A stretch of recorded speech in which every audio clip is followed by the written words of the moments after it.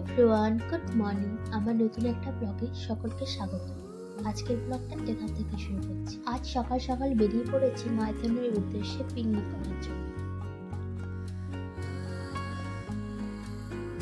নতুন বছরে এটা আমাদের প্রথম পিকনিক।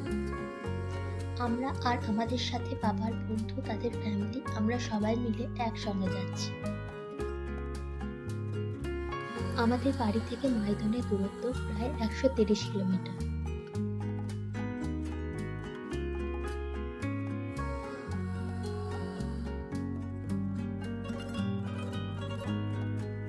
মাইথন ড্যামটি পশ্চিমবঙ্গের সীমান্তে ঝাড়খণ্ডে অবস্থিত। আমরা মাইথন পৌঁছে গেছি।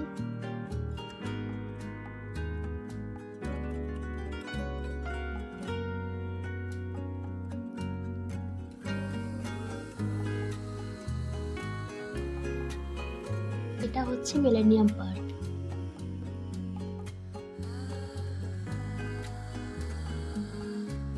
আর রাস্তার পাশে যে বিল্ডিংটা দেখা যাচ্ছে ওটা কেন্দ্রীয় বিদ্যালয়।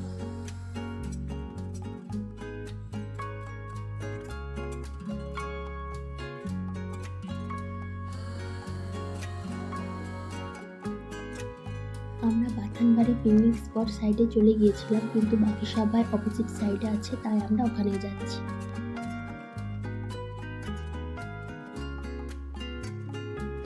চলে এসেছি পিকনিক স্পটে।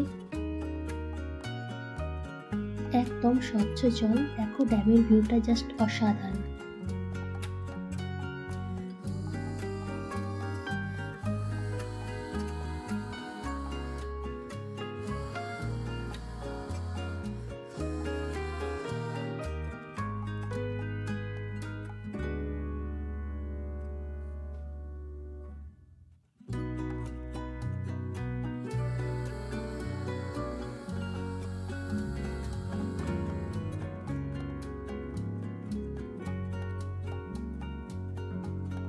সকালে জলখাবারের জন্য বানানো হচ্ছে লুচি।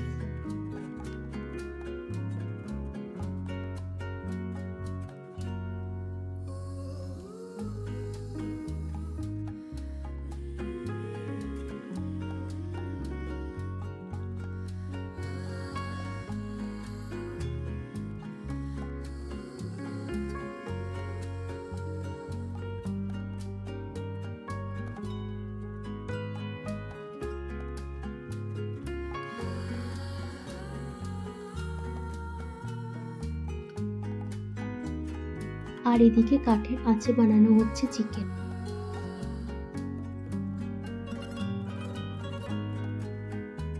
প্রথমে ছোটরা সকালে জল খাবার খেয়ে নিচ্ছে, তারপর আমরা খাবো।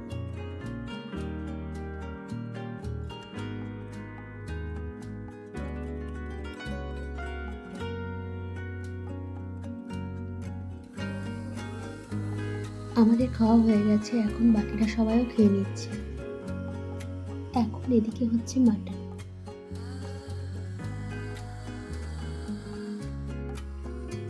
আমরা ড্যামের ধারে পিকনিক করছি, আর সামনে নীল জল, এর আলাদাই সৌন্দর্য। মাটনটা তো হচ্ছে, আর এখন মাটনের আলুটাও ভেজে নিচ্ছে।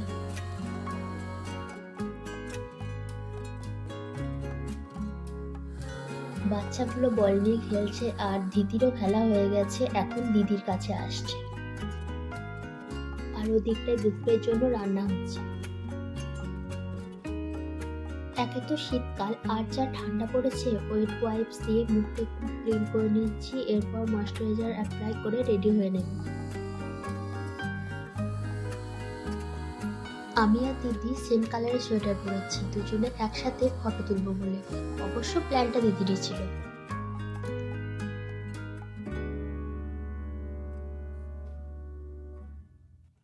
আমরা সবাই রেডি হয়ে গেছি,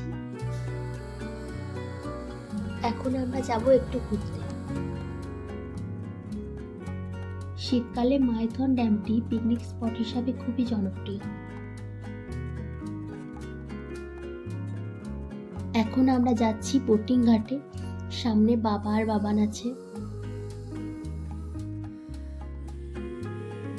যদি কেউ মাইথনে রাত্রে থাকতে চাও, তাহলে আমার মনে হয় ডিভিসির এই মজুমদার নিবাসটা সব থেকে ভালো। এটা হচ্ছে বোটিং ঘাট, আর এখানে বোটিং এর ভাড়া লেখা আছে।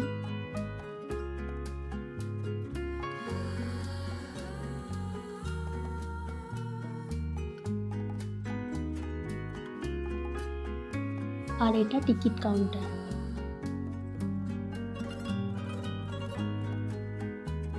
মাইথন ড্যামে এসেছি আর নৌকো চড়বো না সেটা তো হতেই পারে না। নৌকো না চড়লে মাইথন ট্যুর পুরো অসম্পূর্ণই থেকে যাবে। তো আমরা সবাই নৌকোতে চেপে পড়েছি। আমরা যন্ত্রচালিত নৌকা বুক করেছি পার হেড 200 টাকা।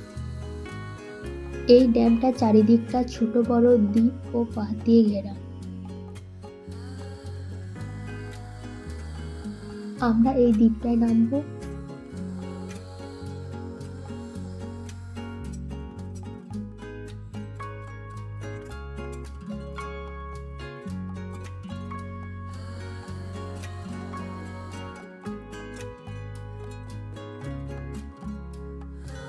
এটা হচ্ছে সবুজ দ্বীপ। এখন পাথরের সিঁড়ি বেয়ে উপরে উঠছি।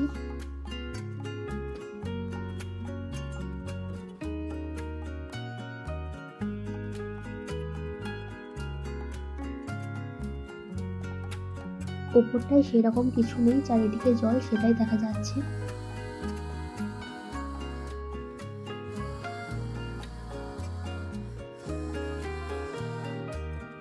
ওপরে এসেছি যখন কয়েকটা ফটো তুলে নিলাম।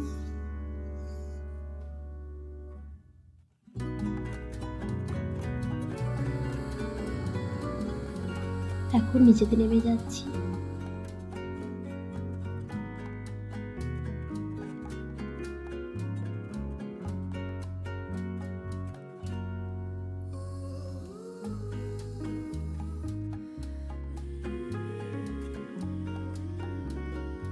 সবুজ দ্বীপের এই জায়গাটা খুবই সুন্দর লাগছিল। এই দ্বীপটা থেকে ড্যামের ভিউটা ছিল জাস্ট অসাধারণ।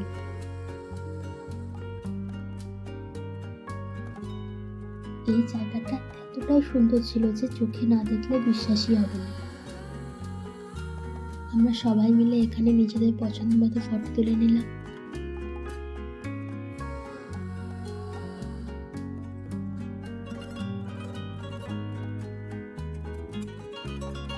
মাইথন ড্যামটি নির্মাণ করা হয়েছিল বন্যা নিয়ন্ত্রণের জন্য।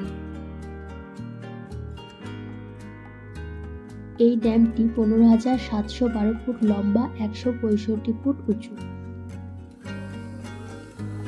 এখানে আন্ডারগ্রাউন্ড পাওয়ার স্টেশন থেকে 60,000 মেগাওয়াট বিদ্যুৎ উৎপাদন করা হয়। জলের ঢেউয়ের সাথে সাথে নৌকার মুভমেন্টটা বেশ ভালো লাগছে। এখন আমরা আবার ফিরে যাচ্ছি পিকনিক স্পটে।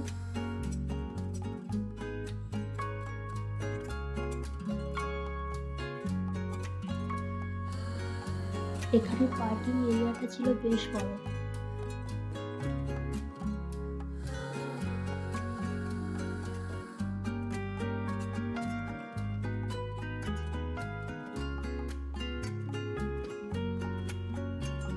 এদিকে তো সমস্ত রান্না হয়ে গেছে, এখন মটনটাকে গরম করছে। আমাদের তো বেশ কিছুক্ষণ আগে খাওয়া দাওয়া হয়ে গেছে।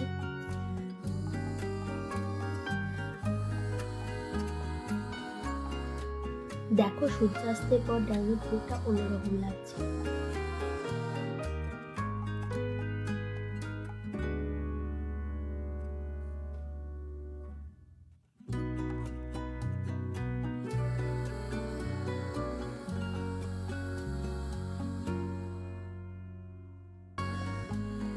সন্ধ্যাবেলার ভিউটাও ছিল খুবই সুন্দর।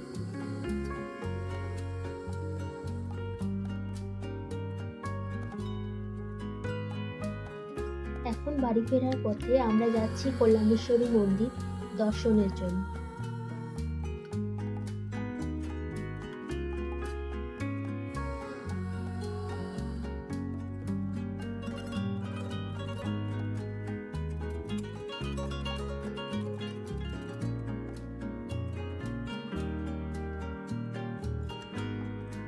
পশ্চিম বর্ধমান জেলায় এই মন্দিরটি অবস্থিত।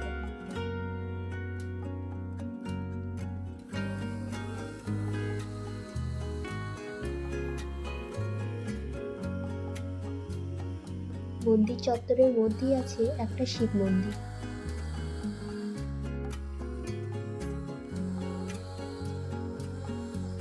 এটা হচ্ছে মন্দিরের পিছন দিকটা। এখানে একটা ছোট্ট ঝর্ণাও আছে। মায়ের দর্শন হয়ে গেছে, এখন আমরা ফিরে যাচ্ছি।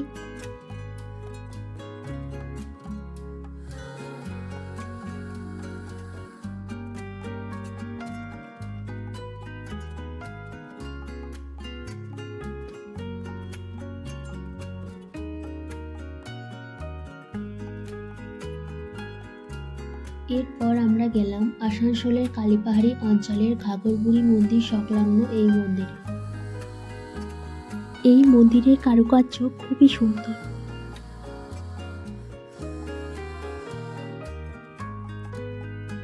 এই মন্দির ঢুকতেই প্রথমেই আছে লক্ষ্মীনারায়ণ মন্দির।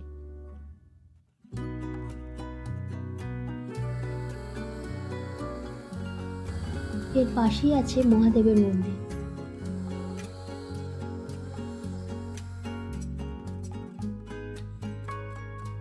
আর আছে সিদ্ধিদাতা গণেশ মন্দির আর বজরংবলী মন্দির। এটা সাই বাবার মন্দির।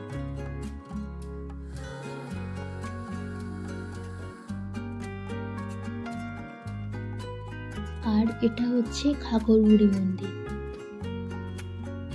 এখানে ফটো তোলা নিষিদ্ধ।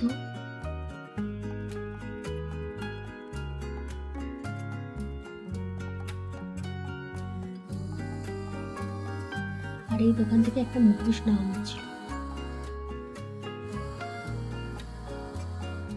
এবার বাড়ি ফিরবো, তো চলো আজকের ব্লগটা এখানে এন্ড করছি। ব্লগটা ভালো লাগলে লাইক কমেন্ট শেয়ার করে দিও, চ্যানেলটা সাবস্ক্রাইব করে দিও।